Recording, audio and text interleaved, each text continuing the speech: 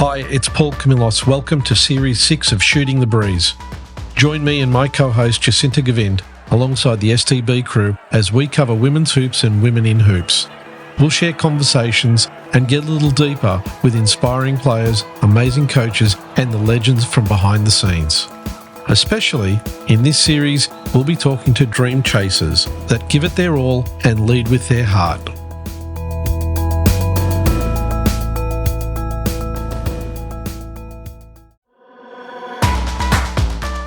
I do think what there is a correlation between is having high performance habits, right? And you can't be good in the classroom if you're not looking after yourself, right? If you're not sleeping, if you're not organized, if you don't have your priorities in line, you're not going to be good in the classroom. And so I think it's those human components that can lead to being good in both of those things.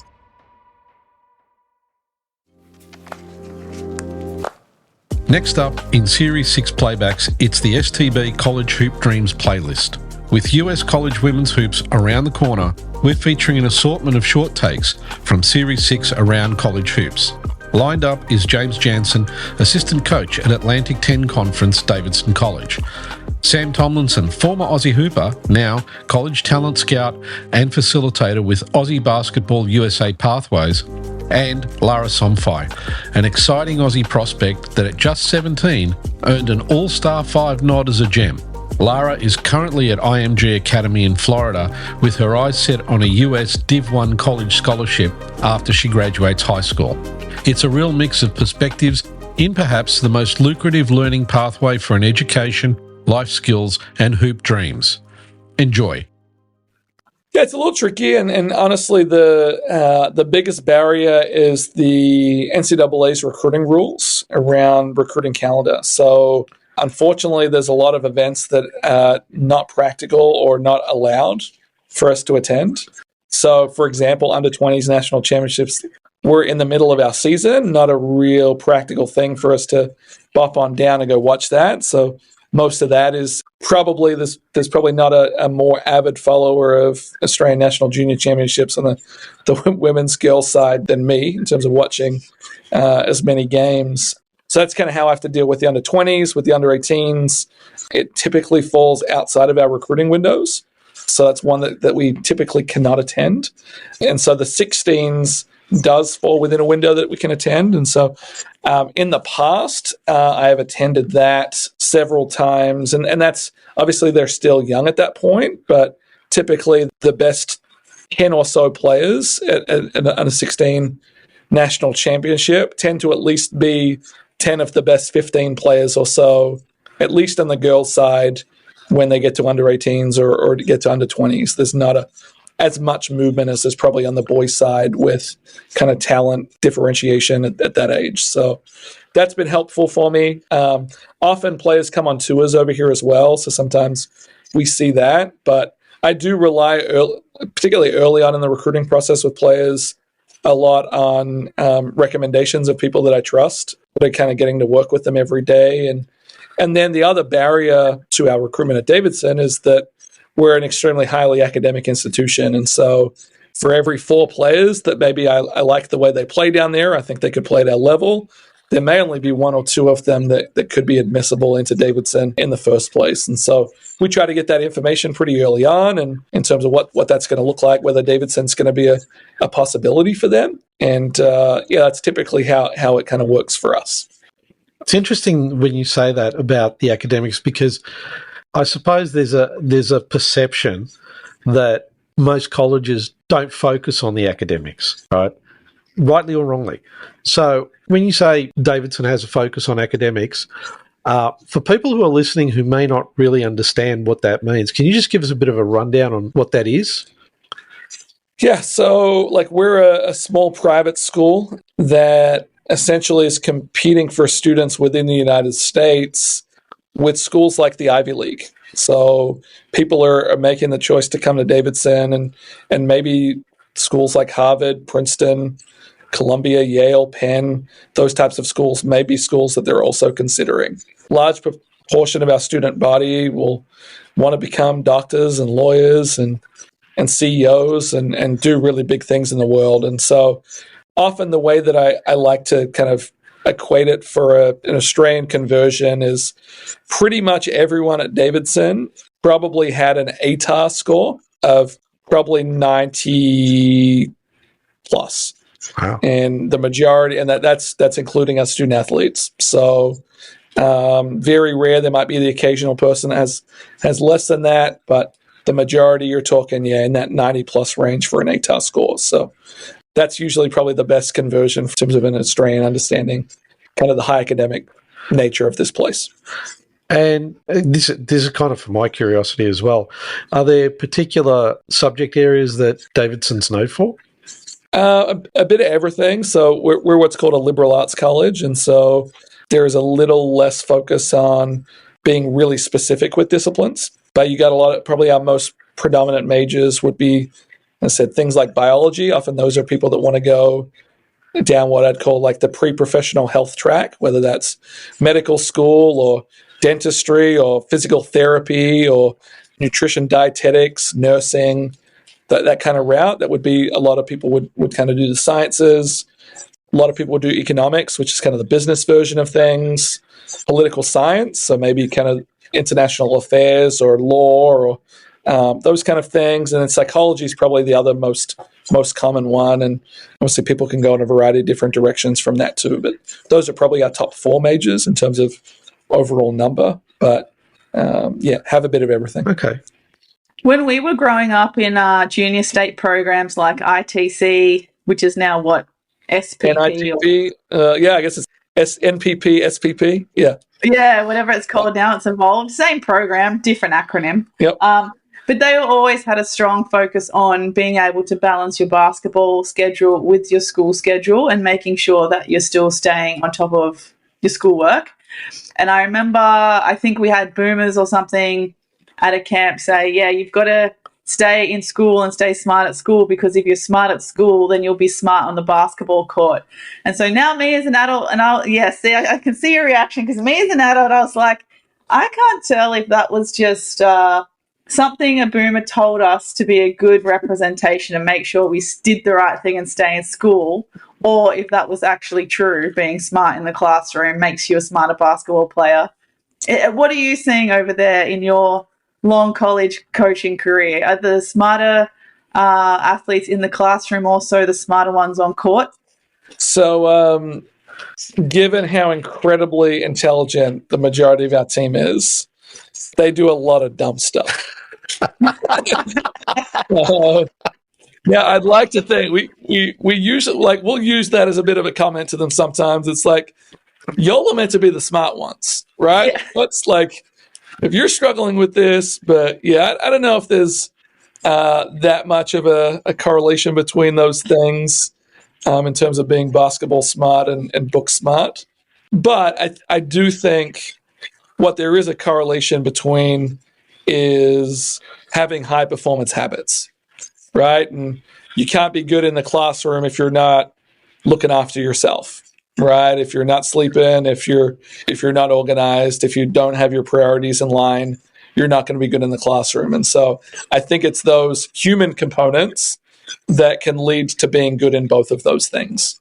And there's obviously outliers, but very difficult to be an exceptional high-level basketball player without being a pro, right? Without having your ducks in a row and handling your business. And maybe there's other areas of your life that you're not handling business in, but you're prioritizing the fact that you're kind of doing things as you need to as a professional in a basketball sense. And so I think that's where you probably see that crossover, is maybe dealing with stress or handling things in a different kind of way. These people that are high aptitude may be better at doing something like that. But smart kids still do dumb stuff. Put that part on a t-shirt. Yeah, and especially when they're 18 to 22-year-old too, right? Yeah. To their defense, their brain is still developing, I think, up until 22, 25. But we'll roll with that. So, my kids still do dumb stuff. But that's funny. That's because I always wondered that, thinking, I don't know if that's entirely true. But, the other thing that you mentioned is how when they're in that situation of juggling being a college athlete and having to perform well in the classroom, under those particular circumstances and I guess stresses is when you really learn, like properly learn, or a more meaningful lesson in how to handle those things in life, like tolerating stress, like understanding that you need to look after your nutrition and your sleep and those things, which are the boring things of life and being an adult, but being able to develop those habits and how important they are for every aspect of life. Because we can all kind of imagine out of the context of someone being a college athlete or not having to go through any of those kind of different stresses or situations in life, you may not have that opportunity to learn those things. So it's harder when you become it's supposed to be a proper adult when you're past age 22. Yeah, totally. And I think it's reflective, and this is something that's used a lot in the athletic space within the collegiate environment, but you kind of look at most of the female leaders in America in terms of whether they're CEOs, but there's usually numbers floating around that probably 3 in every 4 female CEOs in America of kind of high-end companies are former student athletes, right? And that comes because, once again, there's a lot of things that you can learn from having to perform at that level and work in teams and prioritize your schedule and do those things, be a high achiever that crosses over with what life looks like after that. And the one thing I will say with some of those habits, the sleep, the nutrition, and those kind of things is it's something you do have to be intentional about, though. It's not something that just comes from the pressure, right? That you just figure it out, that, okay, that's what's going to happen. Like, it's something that organizations have to be pretty intentional about, or players, athletes have to be pretty intentional about taking a step back and actually evaluating how things work for them.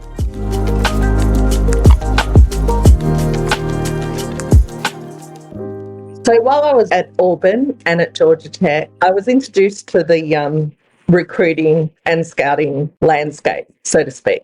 I was recruiting Australians back then at Auburn, and I learnt the pathway. In 2007, I brought those ideas back to Melbourne, hence why I opened up and started my own business.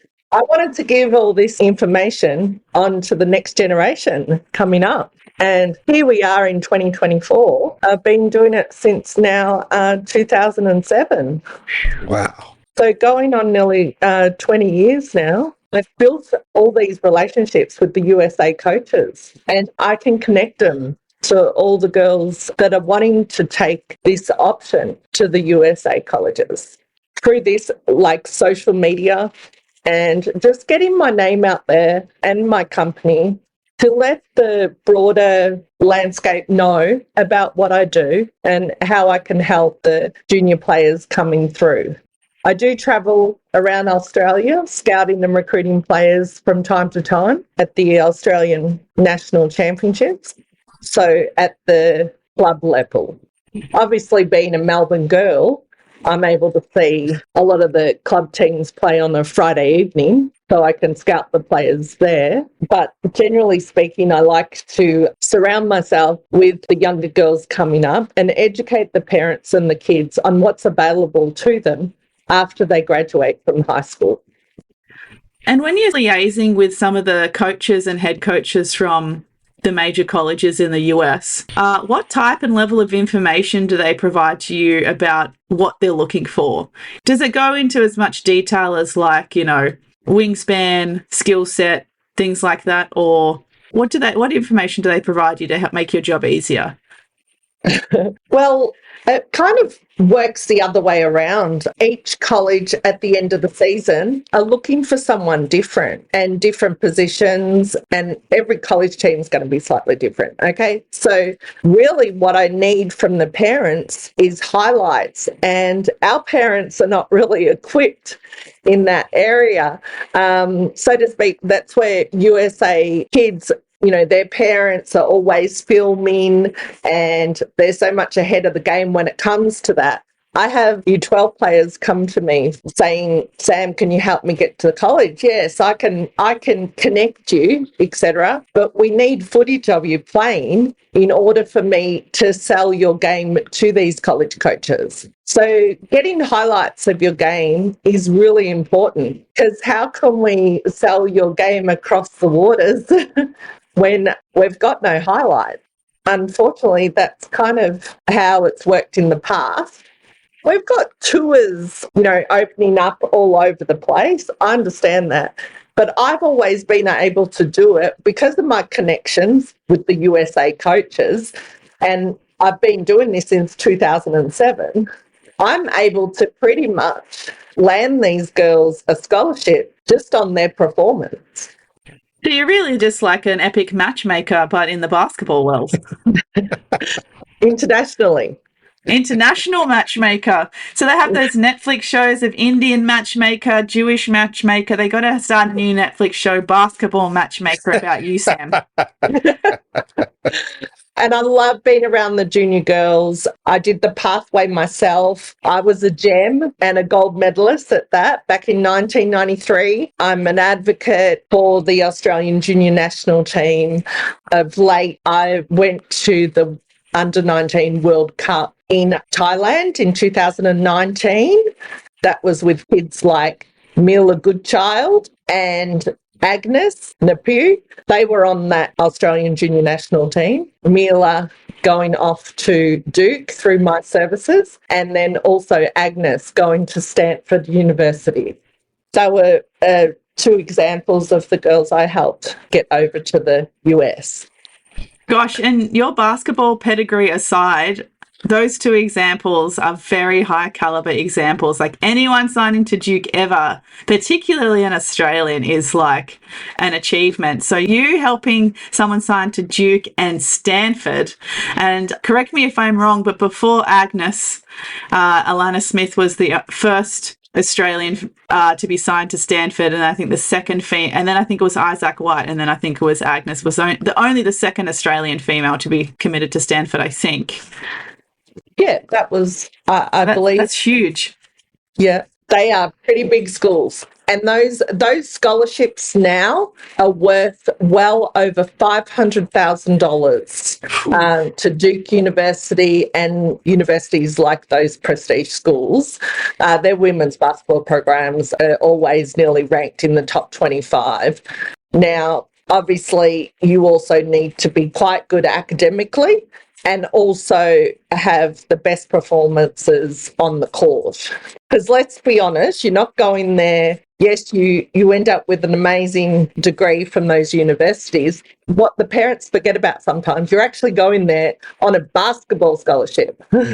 So you're not going there because you're academic. And when you go there, you're going there for 4 years. At least you don't end up with a HEX fee, and it's a free scholarship, so to speak.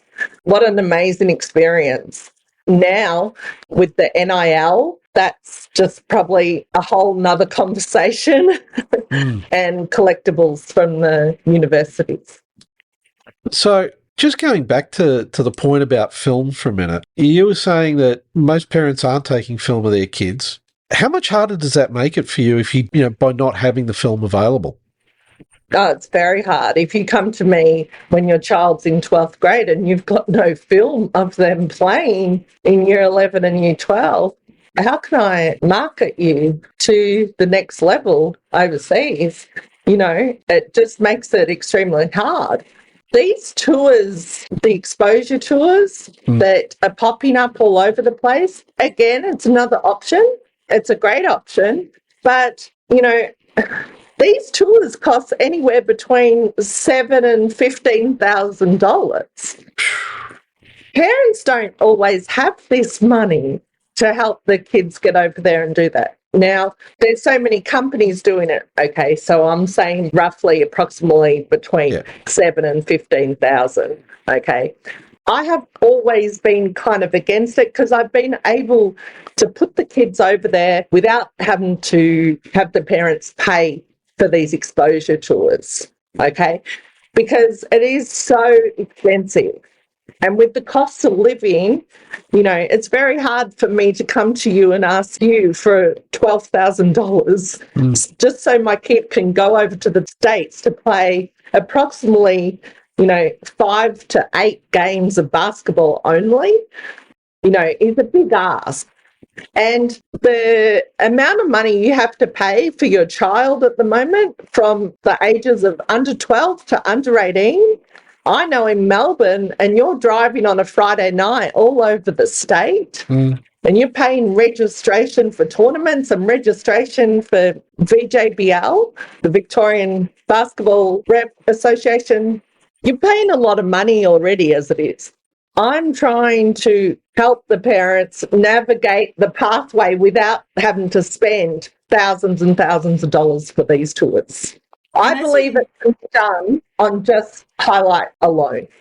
And you'd rather have, hey, parent, just set up your iPhone on a tripod, film your kids' games. You'd rather spend the money on getting someone to professionally edit your footage to make a highlight reel than you are on some of those exposure tours, because I imagine as well, the exposure tours sound like a great idea, but it's not a guaranteed scholarship, and it's also not a guaranteed exposure into the right kind of people and programs that you want to be exposed to as well. Absolutely. And I know the levels in Division 1, right? So in Division 1 women's basketball alone, there's 365 schools. There's roughly, we don't have the Pac-12 anymore, so there's roughly, I believe, 31 conferences. And within Division 1, you've got that high major, which are the Power 4 conferences, like your Dukes, Kentuckys, your Stanford, UCLA, your big schools. And then you've got the mid-major, then you've got the low major. I know about all those landscapes that are happening at the moment and that have been happening for the last 20 odd years that I've been doing this, and the relationships with the coaches is really important. And obviously to understand the game. I'm kind of working as a liaison between the Australian players and the USA coaches.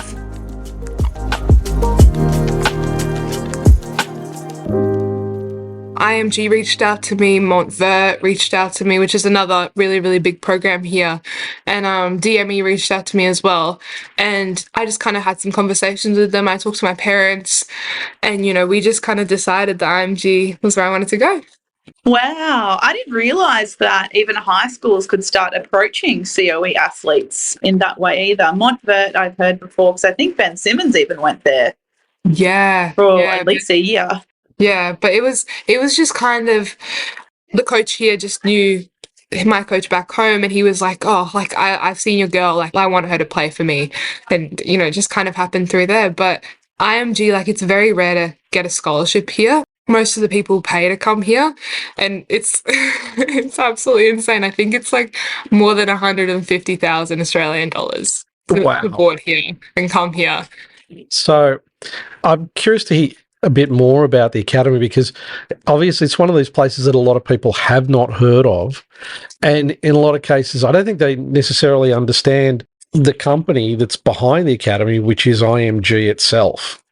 Yeah, well, IMG's it's basically a high school. Like we play high schools here, but it's in America, like it's one of like 3 or 4 of these programs. Like I mentioned before, it's like the IMG, DME, like the prep schools basically, and it's like the COE. So they basically, they have 10 spots on their roster, maybe 3 international scholarships that they can give out for, and so they'll pick and choose who they want from like all around the world. So I have players on my team. Hopefully this year at the World Cup I'll be playing 4 of my teammates. Actually, I have one of my teammates playing for Italy, another one for Canada, Brazil, and America. So there'll be 5 of us from IMG, I hope, which will be really good. So yeah, it's definitely really cool being on a team with so many international players. It's kind of like preparing you for college. It's basically you live on campus, it's college. Like you go to school here, you practice all morning, you go to school, and then you have training at night.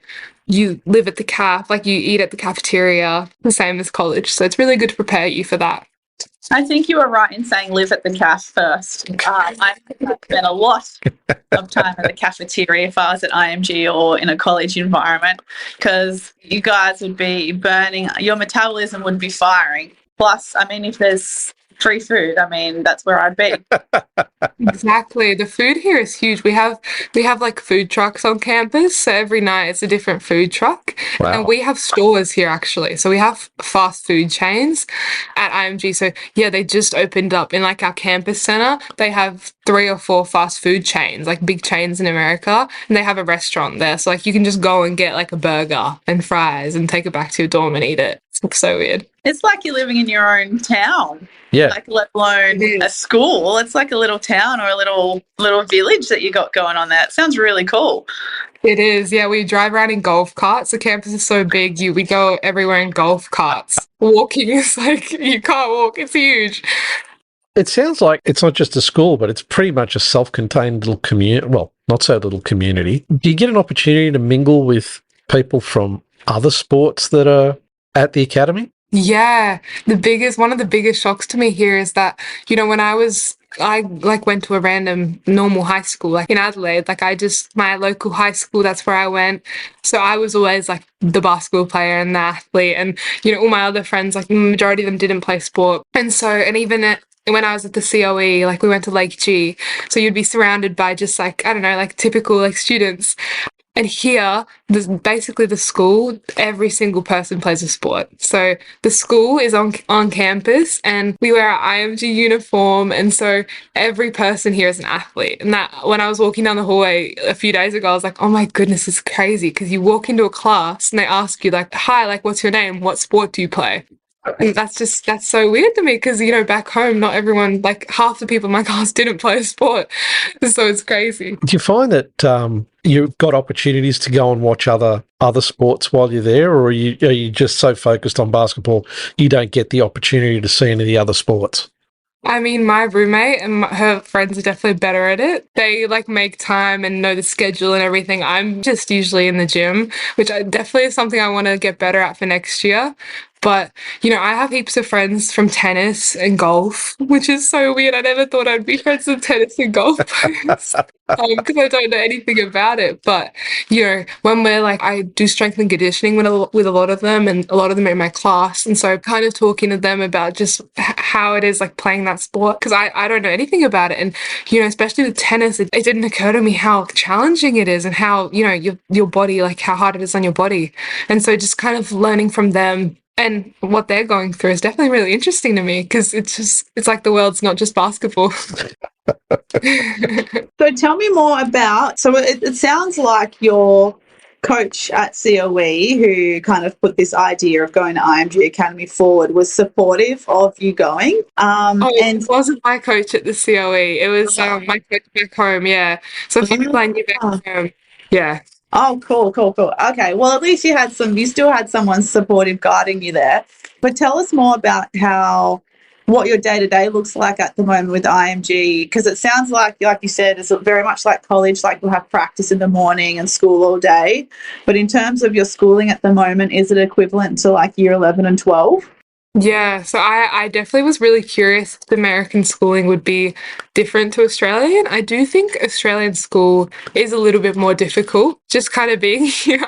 I think that's just a obvious thing that I've heard from people that go to college here and stuff like that. But we wake up, we have team practice. So we have team weights from 9 to 10, and then we have team training from 10 to 12.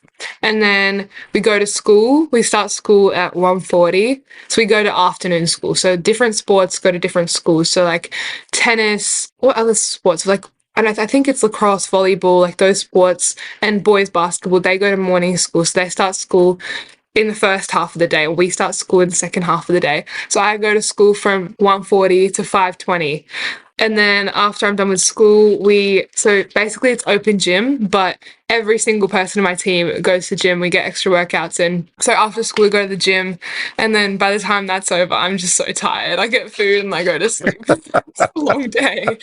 So yeah, but I've really liked getting my like extra practice in the morning before my team weights, just so I can, get through all my workouts in the morning, get them all back to back, and then I'll have the rest of the day to do homework, study.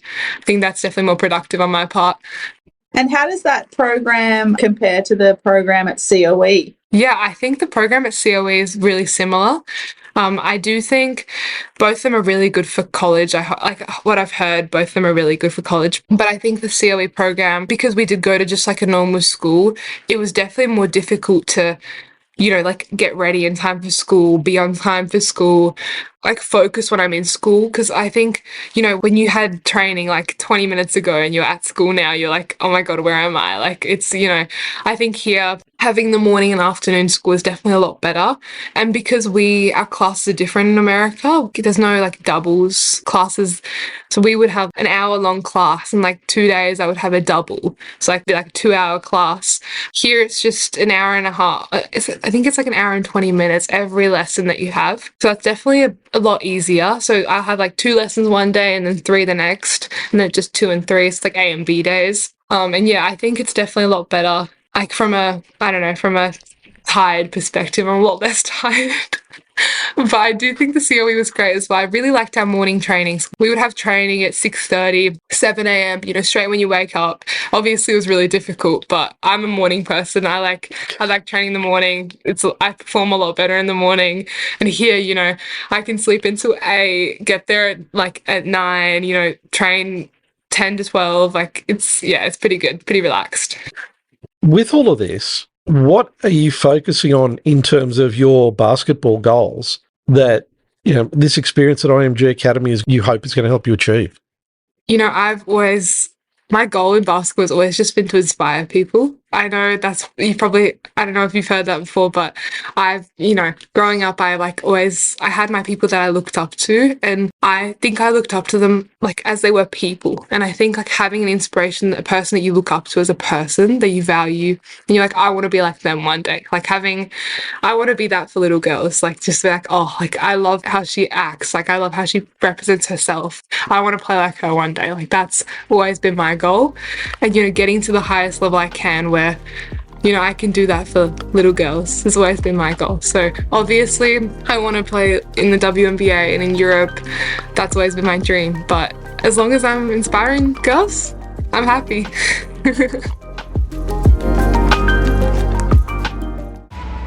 Make sure to subscribe wherever you get your podcasts so you get our latest pod.